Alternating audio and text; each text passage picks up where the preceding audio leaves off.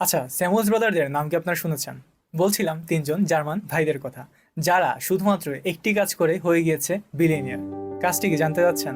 কাজটি ছিল শুধুমাত্র কপি পেস্ট এবং দ্রুত বিক্রি করা। তারা 1998 সালে প্রথম ইবেকে কপি করেছিল। তারা অ্যালান্ডো নামে একটি স্টার্ট শুরু করে এবং তা মাত্র 5 মাসে $43 মিলিয়ন ইবের কাছেই বিক্রি করে দেয়। আর এরপরে তারা ফেসবুকের ক্লোন বানিয়ে ফেলে। আর জেনে অবাক হবেন, তারা এতে কিছুই পরিবর্তন করেনি, শুধুমাত্র নীল রঙের পরিবর্তে লাল রং ব্যবহার করেছিল। আর এর নাম তারা রেখেছিল স্টুডি বিজে। আর এটিকেও তারা সফলতার সাথে $100 মিলিয়ন বিক্রি করে। আর এবার তারা গ্রুপনের কপি পেস্ট করে সিটি ডিল বানিয়ে ফেলে। যদিও তারা এটি জার্মানিতে শুরু করেছিল, তারপরও তারা এটি শুধুমাত্র জার্মানিতেই না, পুরো ইউরোপের মধ্যেই সবচেয়ে বড় কোম্পানি বানিয়ে ফেলে। তারপর তারা আবার এটিকে গ্রুপন কোম্পানির কাছেই বিক্রি করে দেয়, তাও আবার $143 মিলিয়ন। এই কাজ করতে করতে তারা এত বেশি দক্ষ হয়ে গেছে, তারা এখন শুধুমাত্র এই কাজটি করা শুরু করে। আর এখন তাদের কাজ হচ্ছে ইউএসএ থেকে মডেল তুলে আনবে আর জার্মানিতে শুধুমাত্র কপি পেস্ট করবে। পরবর্তীতে সেটি শুধু জার্মানিতে না, পুরো বিশ্বেই তারা এটিকে ছড়িয়ে দিবে।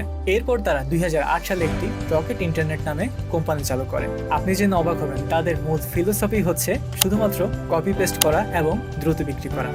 এবং মানুষকে তারা আহ্বান জানানো শুরু করেছে, যদি আপনার কাছে এমন কোনো কিছু আইডিয়া থাকে যেটিকে আপনি কপি পেস্ট করে দ্রুত বিক্রি করতে যাচ্ছেন, তাহলে আমাদের কাছে আসুন, আমরাই আপনাকে এটিতে সফলতা এনে দেব।